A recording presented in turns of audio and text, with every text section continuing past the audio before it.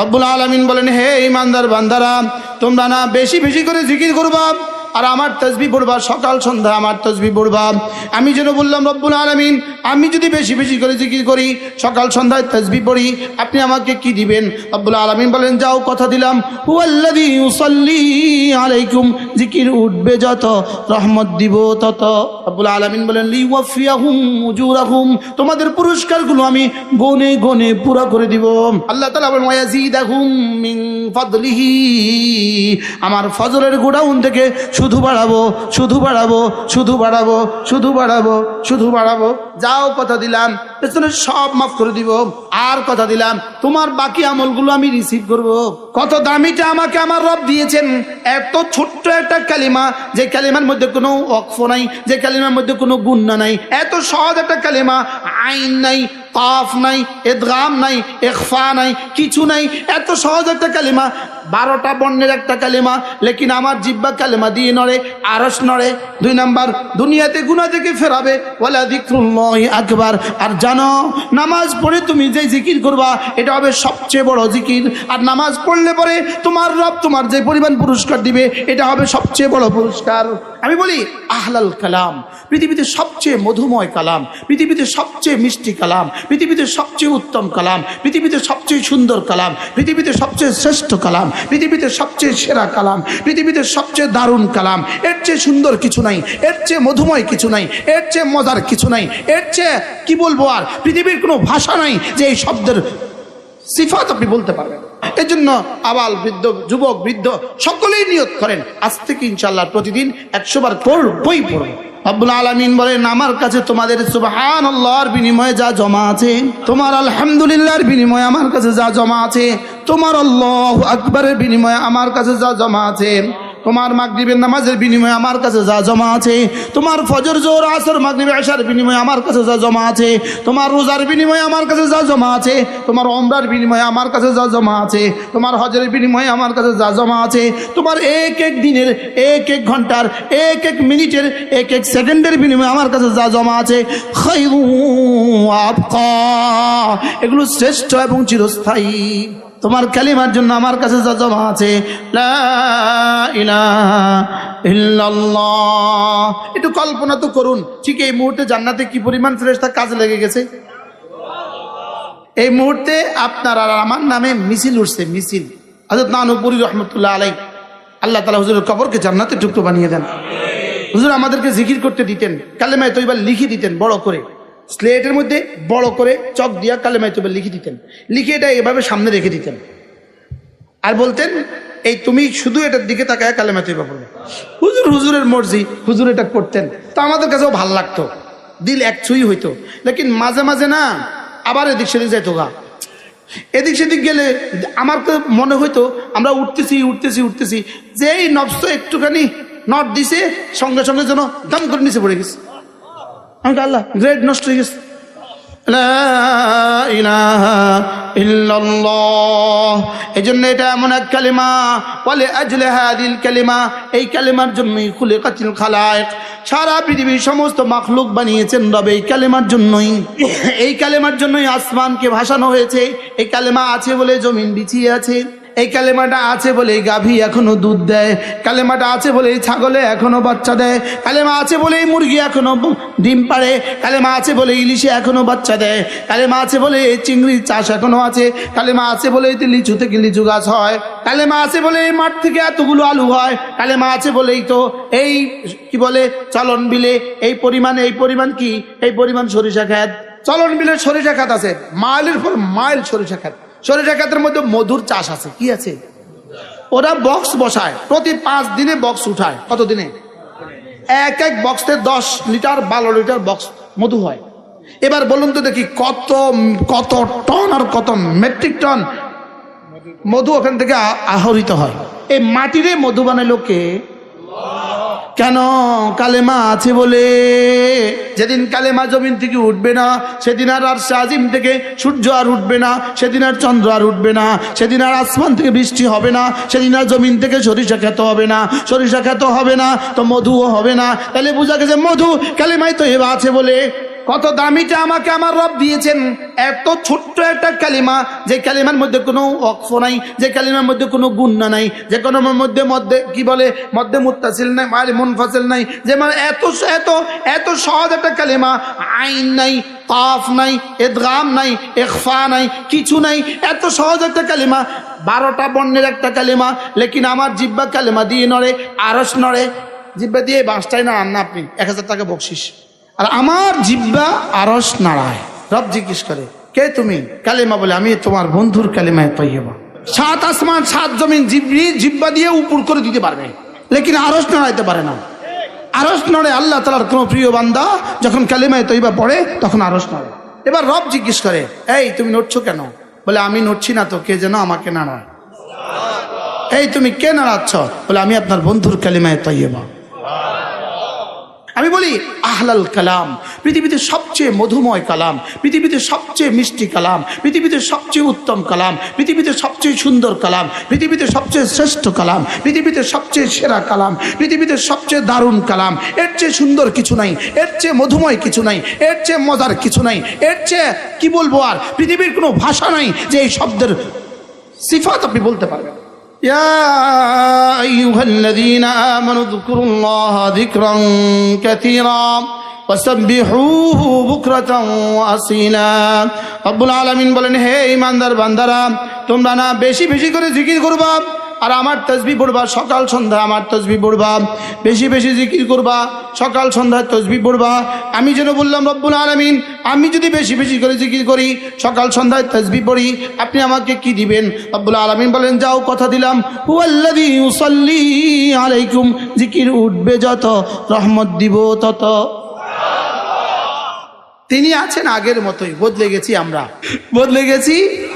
লা ইলাহা ইল্লাল্লাহ, লা ইলাহা ইল্লাল্লাহ। এজন্য আবাল বৃদ্ধ, যুবক বৃদ্ধ সকলেই নিয়ত করেন, আজ থেকে ইনশাআল্লাহ প্রতিদিন 100 বার কালিমায়ে তৈয়বা পড়বই পড়ব।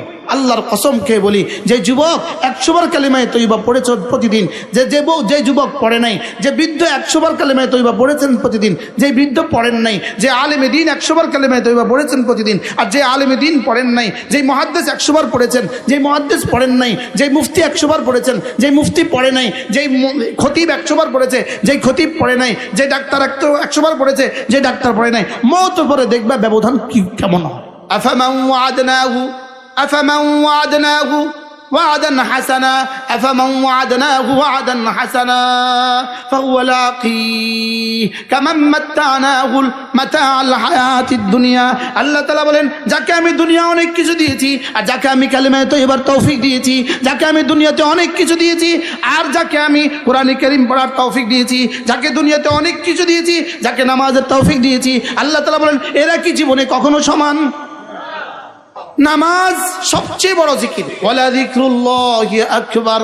বলেন, উতলু মা উহিয়া ইলাইকা মিনাল কিতাব ওয়া আকিমিস সালাহ ইন্নাস সালাতা তানহা আনিল ফাহশাই ওয়াল মুনকার ওয়ালা যিকরুল্লাহি আকবার। রব্বুল আলামিন বলেন, উতলু মা উহিয়া ইলাইকা মিনাল কিতাব, আপনি না একটু কোরআনে কারীমের তেলাওয়াত করুন। 2 নাম্বার, ফাকিমিস সালাহ, আপনি না নামাজ পড়ুন, আপনি না একটুখানি তেলাওয়াত করুন আর নামাজ পড়ুন। এই দুটো কি হবে জানেন? ইন্নাস সালাতা তানহা আনিল ফাহশাই ওয়াল মুনকার, তোমার নামাজ নিশ্চিতভাবে তোমাকে সমস্ত গুনাহগুলো থেকে ফেরাবে। 2 নাম্বার, দুনিয়াতে গুনাহ থেকে ফেরাবে। ওয়ালা যিকরুল্লাহি আকবার, আর জানো নামাজ পড়ে তুমি যে জিকির করবা, এটা হবে সবচেয়ে বড় জিকির। আর নামাজ পড়লে পরে তোমার রব তোমার যে পরিমাণ পুরস্কার দিবে, এটা হবে সবচেয়ে বড় পুরস্কার। ওয়ালা যিকরুল্লাহি আকবার, তুমি যত ইবাদত করবা, নামাজ সবচেয়ে বড়। 2 নাম্বার, তুমি যত ইবাদত করলে যত পুরস্কার দিবে, নামাজের পুরস্কার সবচেয়ে বড় পুরস্কার। আমাদের আরশা আজিবের সাথে আমাদের ফোন নাম্বার হলো 5টা, 24434। এ নতুন করে মুখস্থ করো, বলো 24434। এখন 2 দিলা না, কিয়ামত পর্যন্ত ওই পারে রিং হইতো না। মনে রেখো, ফজরের নামাজের 2, জোহরের 4, আসরের 4, মাগরিবের 3, এশার 4। তাইলে ফজরের 2 রাকাত কিন্তু লাগবে। ফজরের 2 কিন্তু কি? রাকাতা সালাতিল ফজরে খায়রুম মিনাদ দুনিয়া ওয়া মা ফিহা, 2 রাকাত ফজরের নামাজ দুনিয়ার মধ্যে যা আছে তার চেয়েও দামি।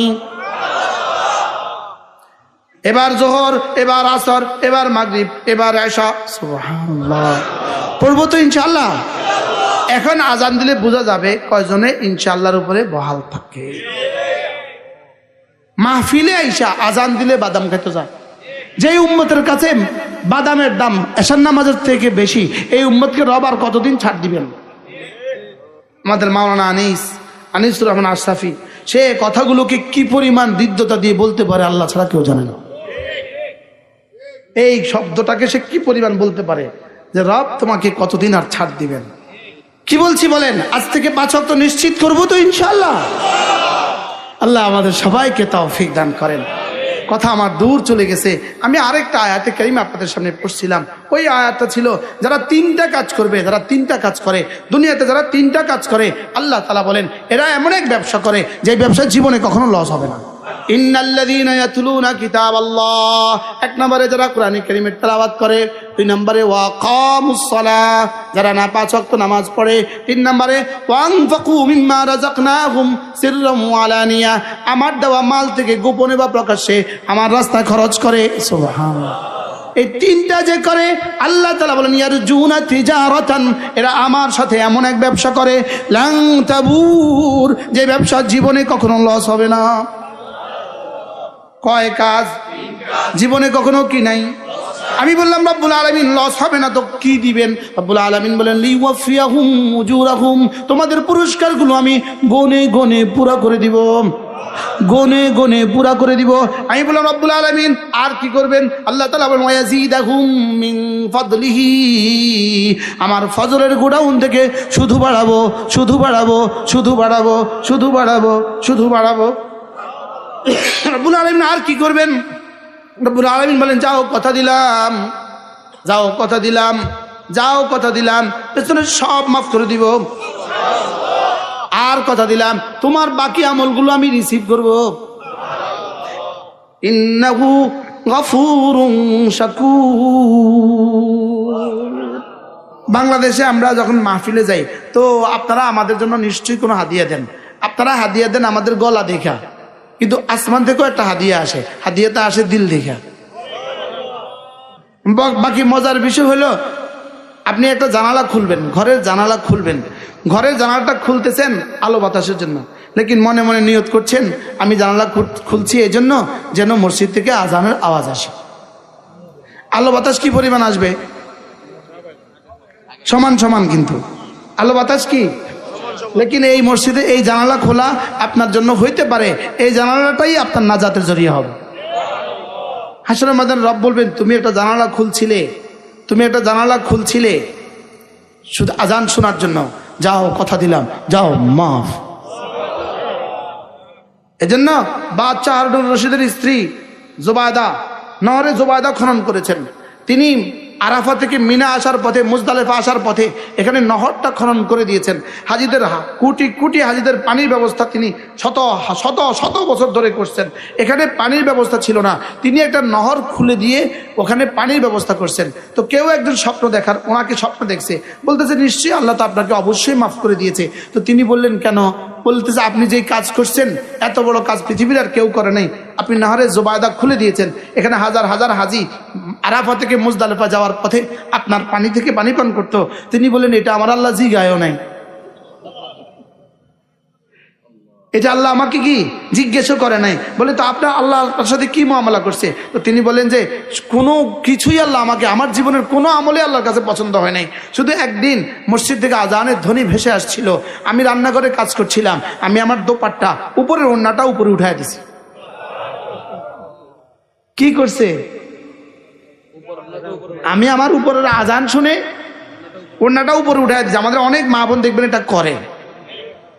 হ্যাঁ, বলে এটা রব্বে কারিম বলেন তোমার এই কাজটা আমার কাছে এতটা পছন্দ হয়েছে, এটার বরকতে আমি বাকি সব কবুল করলাম, যাও। কি ভাই, এজন্য 3টা জিনিস লাগবে। কয়টা জিনিস বলেন? 1 নাম্বার হলো বাহিরেরটা ঠিক করা লাগবে। বাহিরেরটা কি করা লাগবে? ঠিক করা লাগবে। 2 নম্বর হলো ভিতরেরটা ঠিক করা লাগবে। আর 3 নম্বর হলো যে কাজটা আমি করব এটা দায়মি করব, সর্বদা করব। কি করব বলেন? সর্বদা। যদি সর্বদা করেন আগে 2টা ঠিক না থাকে 2 আনার দাম নেই। আর যদি মাঝে মাঝে করেন তো মাঝে মাঝে একটু একটু সওয়াব পাবেন আর কি, যে এটার জন্য আল্লাহ তাআলা যে পরিমাণ ফজিলত রেখে দিয়েছেন এটা হবে না। তাহলে বাহরহাল আল্লাহ তাআলা তখন তাকান, আগে কোন দিকে তাকান? বাহ্যিক বাহিরের দিকে তাকান, দেখি বডি ঠিক আছে কিনা। এরপরে তাকান দেখি রূহ ঠিক আছে কিনা। সুবহানাল্লাহ বলেন। বডি ঠিক আছে কিনা দেখি, রূহ ঠিক আছে কিনা। এই 2টা ঠিক আছে কিনা দেখার পরে রব্বুল আলামিন এটার মধ্যে নাম্বার বসান। যেমন এটা হলো আমার আমলনামাটা, এটার মধ্যে নাম্বার বসান। আজকে যেটা গেছে নাম্বার বসান।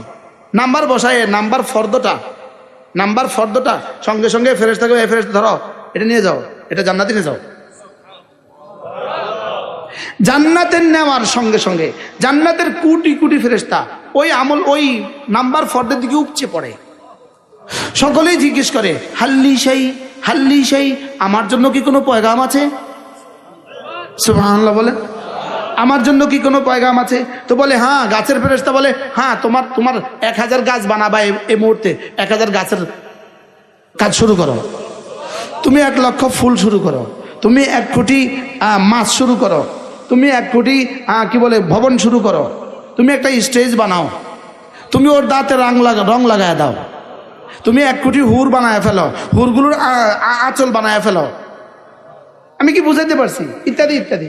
তো সঙ্গে সঙ্গে ওরা কাজ শুরু করে, সঙ্গে সঙ্গে ওরা কি শুরু করে। এখন প্রশ্ন, আপনি বলা থেকে এই পর্যন্ত আপনি কত কোটি বছরের সময়ের দরকার, এটা কত কোটি বছরের সময় দরকার, এটা আপনি সুইচটা টিপ দিলে লাইটটা জ্বলতে যতক্ষণ, এর চেয়ে কম সময় হয়ে যায়। কি ভাই বুঝেন নাই মনে হয় কথা? আমেরিকা থেকে এখানে ফোন করলে কয় মিনিট লাগে? আপনার কথা ওখানে শুনতে কতক্ষণ লাগে? যেমন ধরেন আমি এখন কথা বলছি, আপনিও শুনছেন আমিও শুনছি, কিন্তু আপনার কি খেয়াল আগে আমি শুনছি না আগে আপনি শুনছেন?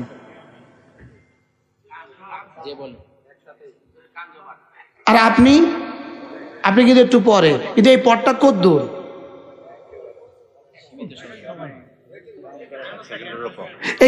এই পথটা কি ধরার কোনো সুযোগ আছে? হ্যাঁ, এটা কি ধরার? এটাকে বলে শব্দের গতি। এটাকে কি বলে? তো শব্দের গতি যেই পরিমাণ দ্রুত, এর চেয়ে কোটি কোটি গুণে দ্রুত আমি সুবহানাল্লাহ বলার সঙ্গে সঙ্গে এতগুলো কাজ হইতে। কি ভাই, এখন ফেরেশতা তো কাজ করছে, লেকিন এখন এই ভদ্রলোক ঘুমাচ্ছে। ঘুমাবার সময় উনি সুন্দর মতো সুন্নত মতো ঘুমালো, দোয়া পড়ে ঘুমালো, এশার নামাজ পড়ে ঘুমালো, আবার উঠলো ঠিক ফজর আগে উঠে গেল। পুরো রাত উনি ঘুমিয়ে থাকলো আর ওখানে নামাজের সওয়াব লিখতে থাকলো। কি হয়? ওখানে কাজে ব্যস্ত, ওখানে কি বলেন কাজে ব্যস্ত। এবার যেমন ধরেন ইনি ফজর নামাজটা জামাতে পড়ছে, পড়ে গরু চড়াইতে গেছে। এক্সকিউজ মি, উদাহরণটা মনে সুন্দর হয় না। একজন জনক ব্যক্তি ফজর নামাজ পড়ছে, পড়ে গরু চড়াইতে গেছে, ফজর নামাজটাও পড়ছে, এবার জোহর নামাজটা ঠিক সময় মতো আইসা আবার জোহর নামাজটা পড়ছে। এই মধ্যখানে সে শুধু গরু চড়াইছে, আর কোনো কাজ করে নাই, খেতে গরু চড়াইছে। এই লোকটার গরু চড়ানো, সে গরু চড়ানোর কাজ করতেছে। ওখানে তাকে ফরজ ইবাদতের জীবিকা নির্বাহের জন্য গরু চড়াচ্ছে, ফরজ ইবাদতের সওয়াব ফেরেশতা লিখতে থাকছে, আর ওখানে এভাবে তার জন্য ঘর বাড়ি তৈরি হতে থাকছে। এবার কোনটা ধরবেন কোনটা বাদ দিবেন বলেন? হ্যাঁ, ও গরু চড়ানো বাদ দিবেন না? প্রশ্ন গরু চড়ানো বাদ দিবেন? আপনাদের আরো পোয়া বারো, ছাগল চড়ানো বাদ দিবেন আরো পোয়া বারো, মুরগি পালা বাদ দিবেন আরো পোয়া বারো, অটো চালানো বাদ দিবেন আরো পোয়া বারো। আপনি চালালেন অটো, ওখানে লিখলো ইবাদতের সওয়াব। কি হয়? সুবহানাল্লাহ। কি লিখবে? আচ্ছা এবার বলুন তো দেখি, মুমিনের জীবনের কোন অংশটা বাদ যাবে? হ্যাঁ, মুমিনের জীবনের একটা সেকেন্ডও বাদ যাবে না। প্রতিটা সেকেন্ডের মোকাবেলা রব্বে কারীম কোটি কোটি বছরের ইবাদতের নেকি দিবেন। কেন? শুধু এই দুই কারণে, আমি তোমাকে ভালোবাসি, তুমি আমাকে ভালোবাসো, এই জন্য আমি তোমার জীবনের প্রতিটা মুহূর্তের দাম দিব। সুবহানাল্লাহ বলেন। আপনি বলুন তো দেখি, ঢাকা থেকে গাড়িটা ছেড়ে আসছে, চিটাগং যাবে, আপনি এই প্রতিমধ্যে কয় মিনিট চাক্কা ঘুরে নাই? বলে না কথা। আপনি জিদ্দা এয়ারপোর্ট থেকে ঢাকা এয়ারপোর্টে কয় মিনিট পাখাটা ঘুরে নাই? কয় মিনিট ঘুরে নাই? এখানে যেমন বিরামহীন ঘুরে, এখানে যেমন বিরামহীন চাকা চলে, ওখানে যেমন বিরামহীন পাখা চলে, আমার অক্সিজেন যেমন বিরামহীন চলে, আল্লাহর কসম আমাদের নেকি বিরামহীন লিখতে থাকে। কি হয়, কি বুঝলেন বলেন? তাহলে এখন আমি যদি আমি বেওকুফে যদি ওই বিরামহীনতার মধ্যে আমি যদি ছিঁড় ঢেলে দেই, আমি যদি কেটে দেই ফেসবুক দিয়া, ছবি দিয়া, নগ্নতা দিয়া, জুয়া দিয়া, গান দিয়া, নামাজ না পড়া, তো কাটছি আমি, বঞ্চিত হয়েছি আমি।